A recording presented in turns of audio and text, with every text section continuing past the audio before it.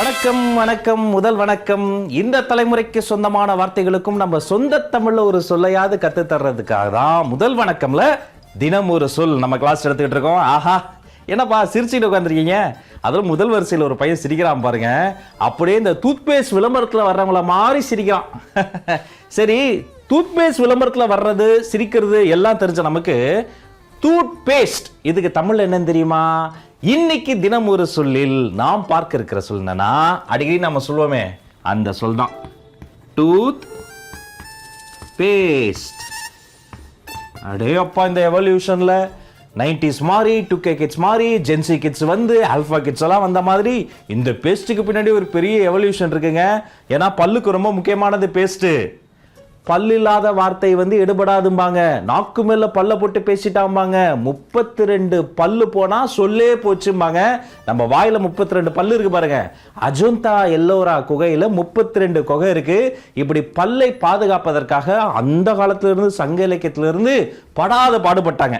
அதுலயும் எங்க தலைமுறைலாம் பாத்தீங்கன்னு வச்சுக்கோங்களேன், வேப்பங்குச்சி என்ன, அப்புறம் இந்த கறி துண்டு, செங்கல் தூள், இதையெல்லாம் வச்சு தான் நாங்கள் பல்ல விளக்கிட்டு இருந்தோம்.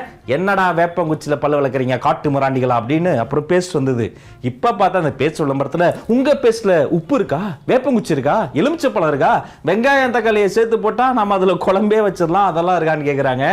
இவ்வளோ கேட்டாங்களே, டூத் பேஸ்ட்டுக்கு சரியான தமிழ் சொல் இருக்கா? கட்டாயமாக இருக்குங்க. இப்போ இந்த பேஸ்ட்டை ஒரு டியூப்பில் வரும், அதை அப்படியே பிதிக்கி அமுக்கி கொண்டு வந்து கடைசியில் அது காலி ஆயிருச்சுன்னு நமக்கு தெரியும். இருந்தாலும் மனசு ஒத்துக்காது. அதை அப்படியே பிதிக்கி கொண்டு போய் கஷ்டப்பட்டு அதை ரெண்டா வெட்டி, கசாப்பு கடையில் கறியை வெட்டுற மாதிரி ரெண்டா வெட்டி அதுக்குள்ளார அந்த ப்ரெஷ்ஷை விட்டு திருகி எடுத்த காலம்லாம் மலையேறி போச்சு. அன்னைக்கு நம்ம கைதான் ப்ரெஷ்ஷு, கறி தான் பேஸ்ட்டு. அந்த கையால் கறியை தொட்டு தேய்ச்ச காலம் போய் இன்னைக்கு பேஸ்ட்டு ப்ரெஷ் எல்லாம் சேர்ந்து ஒரு மிஷின் வந்துருக்கு. நீங்கள் என்ன பண்ணால் போதுமா, அதை எடுத்து வாயில் வச்சா போதுமா, அது பல்லு விளக்கிடுமா, அது சுத்தி சுத்தி வளர்க்குமா, முன்னாடி போய் வளர்க்குமா, பின்னாடி போய் வளர்க்குமா. அப்ப நாம என்ன பண்ணுவோம், விளக்கமே இல்லாமல் நின்றுகிட்டு இருப்போம். பட் தட்ஸ் ஓகே, காலத்துக்கு ஏற்ற மாதிரி நம்மள மாத்திக்கணும். ஆனா என்ன மாறினாலும் நம்முடைய வேர் சொல் என்ன அது தெரிஞ்சுக்கணும். இந்த பேஸ்டுடைய பர்பஸ் என்ன? பற்களின் வேரை பாதுகாக்குதுங்க. இல்லையே பாருங்க, 2 வருது. டூத், டீத், அது இங்கிலீஷ், அது விட்டுருவோம். இதை வந்து நம்ம மேலோட்டமா பார்க்காம இதோடைய தாற்பயத்தை பார்த்தோம்னா, இது பல். பேஸ்ட்ங்கிறது என்ன? ஒரு வகையான ஒரு பிசுபிசுப்பு நிறைந்த ஒரு பசைத்தன்மை வாய்ந்த, புடிச்சி கரெக்ட், அதான் நம்ம பசங்க கரெக்டா பிடிப்பாங்க. பசை, இது கோந்து பசைமோ. இப்போ பார்த்தீங்கன்னா போஸ்டர் ஒட்டுறதுக்கு பின்னாடி ஒரு பசையை தடவி ஒட்டிடுவோம். இப்போ இந்த புது கிளாஸ்ல நோட்டுக்கு முன்னாடி லேபிள் ஒட்டும் போது ஒரு பசையை தடவி பச்சக் அப்படின்னு ஒட்டிடுவோம். அப்படி அந்த பிசுபிசுப்பு தன்மை உள்ள ஒரு பொருள் தான். அது திரவமாகவும் சொல்ல முடியாது, திடமாகவும் சொல்ல முடியாது.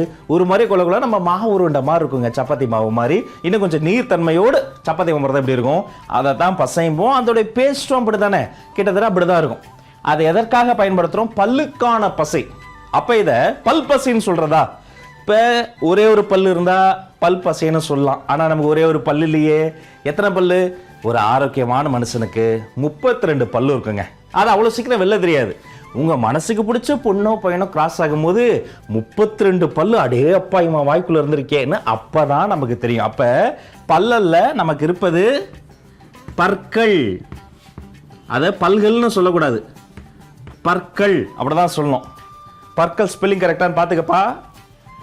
அப்ப ஒரு பல் இருந்தா அது பல் பசை, பல பல் இருந்தா அது பற்கள் பசை. இப்ப இந்த பசை தான் என்ன பண்ணுது? இந்த பற்களை சுத்தப்படுத்துது, அதன் வேரை பாதுகாக்குது, தினந்தோறும் அதில் படியக்கூடிய அழுக்குகளை சுத்தம் செய்வதற்கு துணையா நிக்குது. அப்ப பற்கள் கூட்டல் பசை, பற்கள் பசை அப்படி சொல்லக்கூடாது. உங்களுக்கு இலக்கணம் வைக்கணுமே சொல்லி கொடுத்துருக்கேன். அப்போ இந்த பற்களும் பசையும் சேர்கிற பொழுது இந்த கல்லை நம்ம சாக்ரிஃபைஸ் பண்ணிட்டு பற்பசை அப்படின்னு எழுதணுங்க. டூத் பேஸ்ட்னா பற்பசைங்க. தினந்தோறும் காலையில் எழுந்த உடனே குடும்பத்தோடு பற்பசையை சில பேர் தேடிக்கிட்டே இருப்பாங்க. சில பேர் பற்பசை இருப்பதை மறந்துட்டு வெறும் வாயில தண்ணியில் கழுவிட்டு கூட வருவாங்க. இன்னும் சில பற்பசையெல்லாம் திரவ வடிவத்தில் வந்துருச்சு. அதுக்கு பேர் மவுத் வாஷ். ஹேண்டுக்கு ஒரு ஹேண்ட் வாஷ், ஃபேஸுக்கு ஒரு ஃபேஸ் வாஷ், மவுத்துக்கு ஒரு மவுத் வாஷ். என்னடா பண்றீங்க? அப்போ காதுக்கு ஒரு வாஷ், காலுக்கு ஒரு வாஷ் வந்துருமா? வருங்க. அதுதாங்க உலகத்தினுடைய போக்கு. கன்சூமருக்கு ஏற்ற மாதிரி புது புது விஷயங்களை நம்ம வாடிக்கையாளர்களுக்கு ஏற்ற மாதிரி இந்த தயாரிப்பாளர்கள் தந்துக்கிட்டே இருப்பாங்க. ஆனால் இந்த பர்பஸை என்பது காலங்காலமாக அதோடைய வடிவம் மாறினாலும் அதனுடைய தேவை மாறலைங்க. நீங்கள் காலையில் பேஸ்ட்டை தேடாதீங்க, பர்பஸையை தேடுங்க. நீங்கள் காலையில் பேஸ்ட் வச்சு வளர்க்காதீங்க, பர்பஸையை வச்சு வளர்க்குங்க. உங்கள் நண்பர்கள் யாராவது ரொம்ப நாளாக பல்லே வளர்க்காம இருப்பார், வம்புலுக்கவாத கமெண்ட்டில் போய் பர்பஸைன்னு ஒன்று சொல்லியிருக்கிறாங்க, இதை வச்சு உன் வாழ்க்கையை கொஞ்சம் மாற்றுடா அப்படின்னு கமெண்ட்ஸில் டேக் பண்ணுங்க. டூத்பேஸ்ட்னா பர்பஸை, பர்பஸைனா டூத்பேஸ்ட். தினந்தோறும் ஒரு தமிழ் சொல்லோடு சந்திப்போம், தினம் ஒரு தூய தமிழ் சொல்லையாவது சிந்திப்போம். டாடா.